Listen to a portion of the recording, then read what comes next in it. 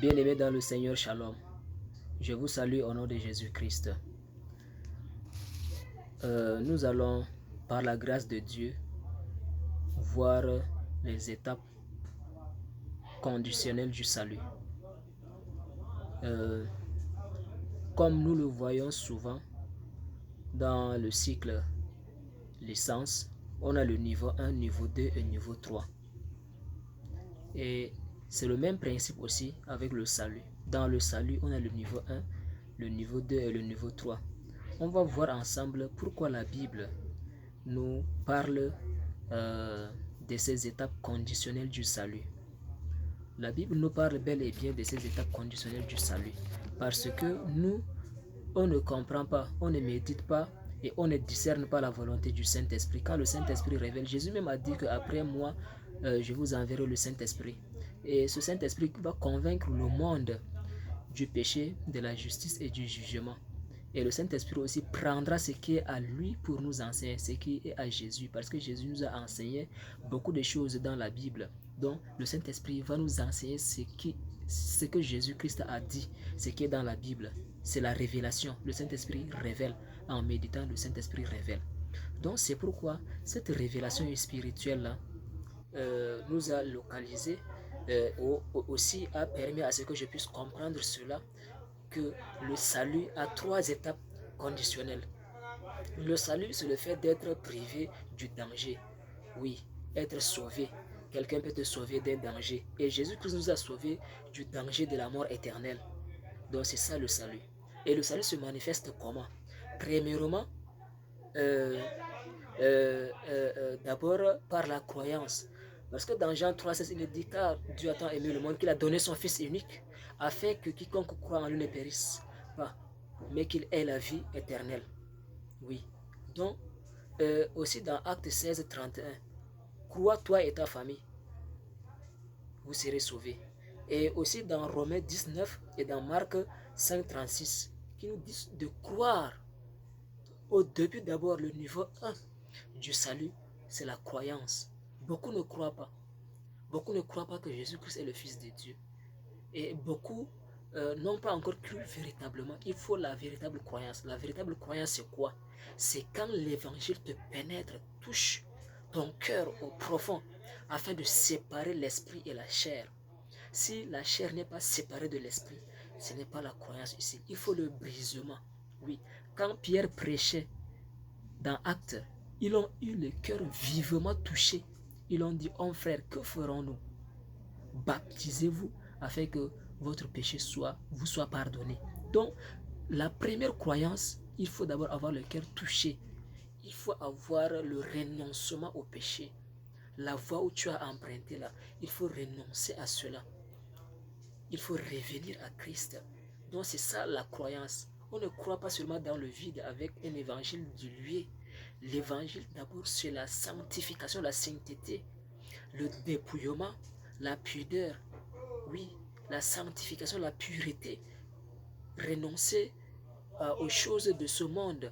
C'est ça ici l'évangile. L'évangile nous donne l'identité de Christ, nous présente l'identité de Christ, la vérité.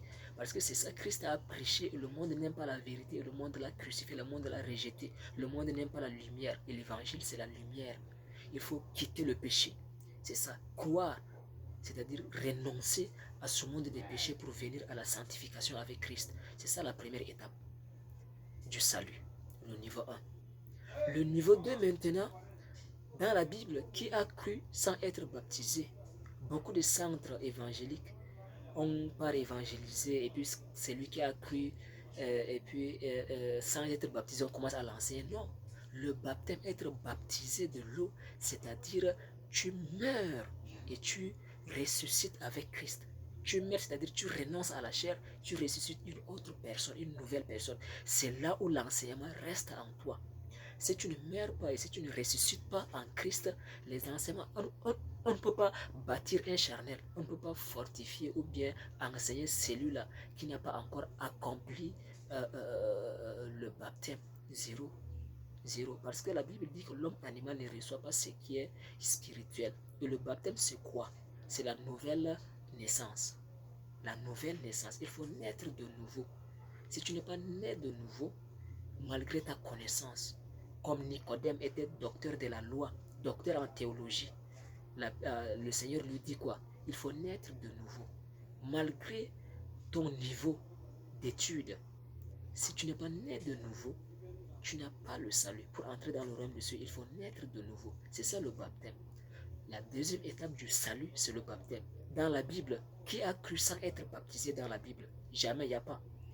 La Bible fonde la première étape par la croyance. Tu crois? Oui. Ça ne suffit pas. Après avoir cru, l'apôtre Pierre dit quoi? Hommes frères, baptisez, soyez baptisés afin que votre péché vous soit pardonné. Non? Après la croyance, c'est le baptême, c'est le niveau 2. Oui, le baptême, il faut passer par les eaux, par immersion pour la nouvelle créature. Et si tu es une nouvelle créature, c'est-à-dire tu as l'esprit en toi. Et cet esprit qui t'habite va maintenant s'en suivre avec l'étape suivante. Oui, nous allons voir cela dans Jean 3, 5. Le baptême d'eau et d'esprit.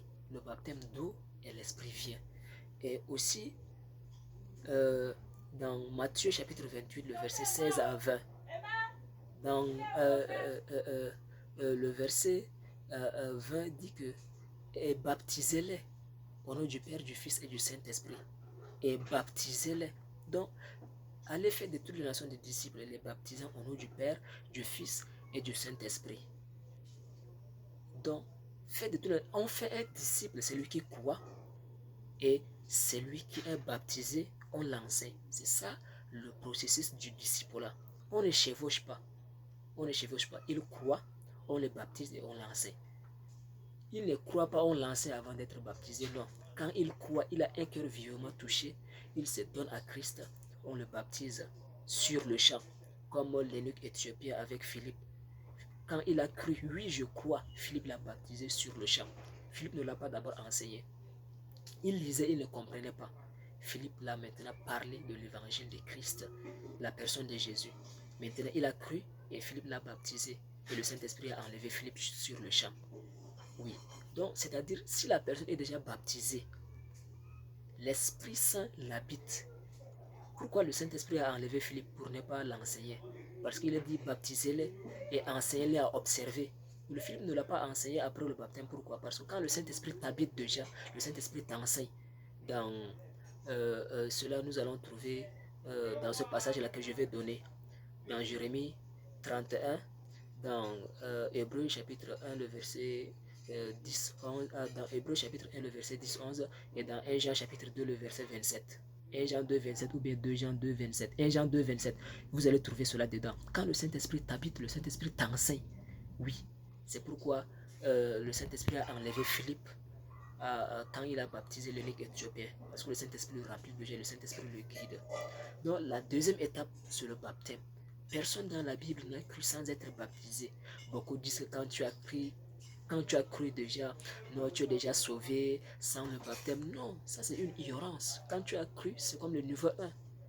Le niveau 1 déjà, tu as cru, tu ne peux pas, quand tu t'es inscrit dans une école de formation ou bien dans la faculté, au niveau 1 déjà, est-ce qu'on te donne la licence? On ne te donne pas la licence. La licence, c'est le salut ici, dans notre cadre du salut. Donc, au niveau 1 déjà, on ne te donne pas le salut. On te donne l'attestation du niveau 1 si tu valides le niveau 1. Maintenant, le niveau 2, c'est le baptême. Quand tu es baptisé pour devenir la nouvelle créature, quand tu as cru seulement, tu n'es pas la nouvelle créature. Oui, il faut être baptisé, il faut régénérer. Il faut être régénéré. Donc, tu plonges dans l'eau et on te fait sortir. C'est ça, mourir et ressusciter maintenant pour Christ. C'est là où tu deviens une nouvelle créature. Et on a aussi dans Galates, chapitre 3, le verset 26 à 27. On a Acte 9, 17 à 18. En regardant cette vidéo, vous pouvez mettre pause. Si vous téléchargez cette vidéo, vous pouvez mettre pause et écouter et lire ces passages. Acte 9, 17 à 18.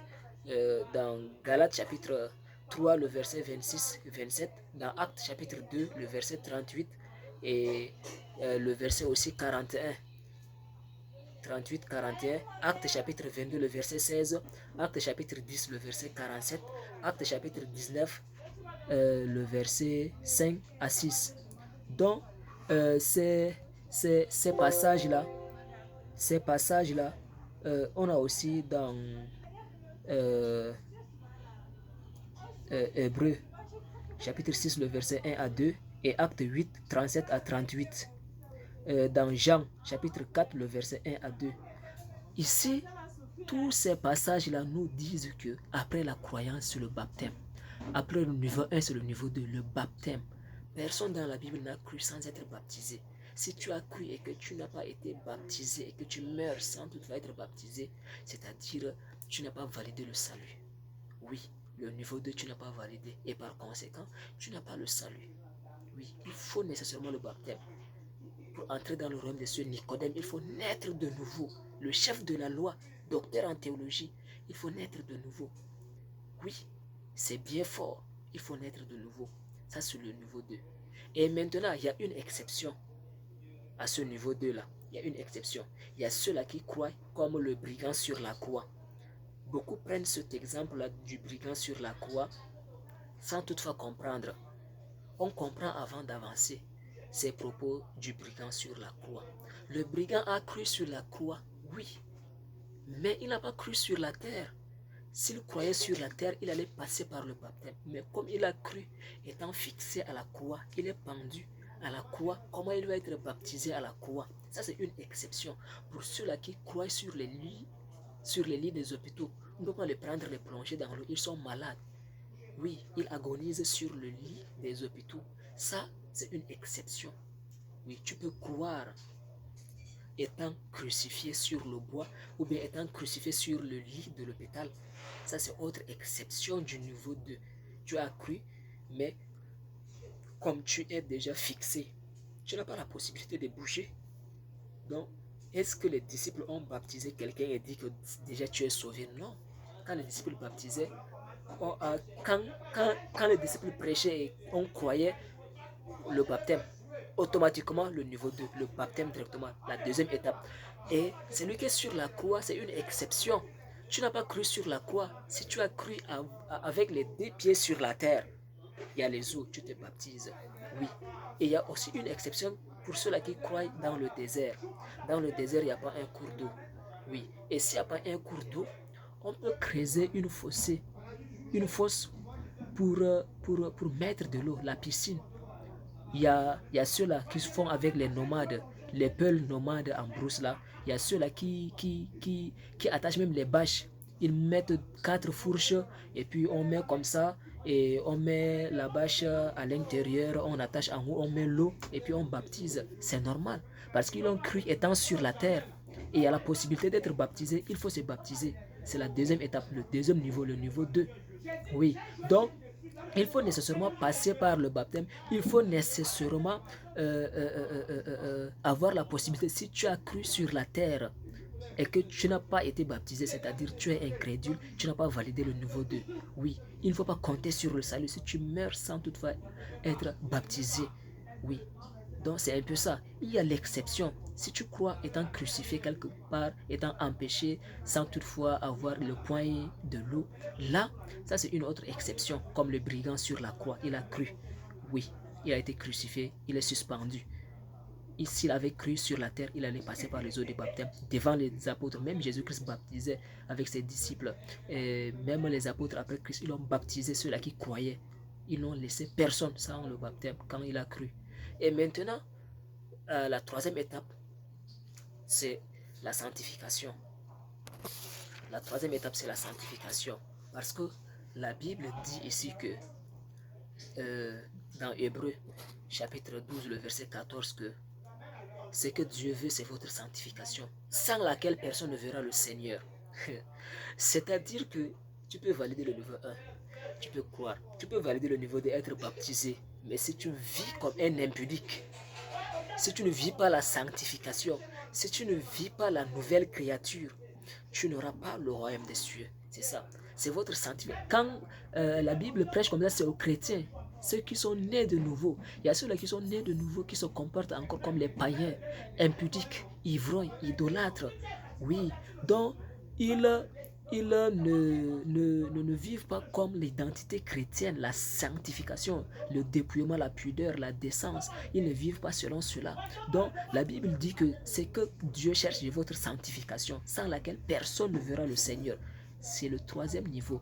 C'est la troisième étape conditionnelle du salut. Si tu ne vis pas la sanctification, bien que tu sois baptisé, bien que tu sois docteur de la loi comme Nicodème, théologien, qui que tu sois, sans la vie de sanctification, tu n'as pas le royaume des cieux. Tu n'as pas le royaume des cieux sans cette vie de sanctification. Donc c'est pourquoi la Bible est claire. La Bible est claire. La sanctification sans laquelle personne ne verra le Seigneur. La sanctification sans laquelle personne ne verra le Seigneur. C'est dans Hébreux 12 et 14. Et dans 1 Thessaloniciens 4, 3 à 5. Et le verset 7 aussi. Dieu dit que ne vous conduisez pas comme ceux-là qui n'ont pas connu Dieu, qui n'ont pas connu Christ. Ne vous conduisez pas comme vous avez déjà connu Christ. Conduisez-vous comme les saints, comme ceux-là qui ont connu la vérité. Sinon, vous n'avez pas part au salut. Oui, conduisez-vous dans la droiture. Et dans 1 Thessaloniciens 5, 23 aussi, oui, nous parle de cette étape conditionnelle-là. Et dans Matthieu 5, vous êtes le sel de la terre et la lumière du monde. Donc, la lumière ne vit pas dans la débauche, dans l'immoralité, dans l'impudicité, dans l'ivrognerie. Oui, tu peux avoir beau cru, mais si tu ne vis pas dans la sanctification, tu peux naître de nouveau, mais si tu ne vis pas la sanctification, la sainteté, tu vas rater cela au niveau 3. Oui, il y a ceux-là qui ont laissé la licence au niveau 1, ils l'ont abandonné. Il y a ceux-là qui ont laissé la licence au niveau 2, ils l'ont abandonné. Il y a ceux-là qui arrivent aussi au niveau 3, mais ils ne valident pas le niveau 3 pour avoir la licence. Ils abandonnent. Ne sois pas comme ça. Comme tu as validé le niveau 1, tu as cru en Jésus.